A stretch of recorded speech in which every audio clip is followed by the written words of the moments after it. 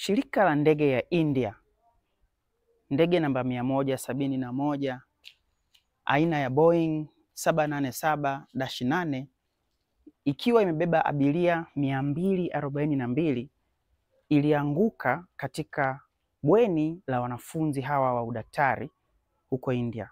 Maisha ya watu zaidi ya 242 wakiwemo abiria, wafanyakazi wa ndege na waongoza ndege waliweza kuharibiwa siku hiyo. Watumishi wa afya, madaktari na watumishi wengine wote wa afya tunajifunza sana kwa kina namna ya kuokoa maisha, lakini kwenye vitabu vyetu hatuna sehemu ambayo inatufundisha sisi kuweza kupambana na kisu kikali ambacho kimeweza kukata zaidi ya madaktari 5. Wengine wengi wanapambania maisha yao, ndoto zao hazitaishia kwao. Kwa sisi ambao tumebaki, tutaendelea kubeba yale waliokuwa wakiyafanya, tutaendelea kutafuta na kupambana kuhakikisha ya kwamba tunaendelea kubeba ule moyo wao na nia yao njema ya kuja kuendelea kuokoa maisha ya wengine.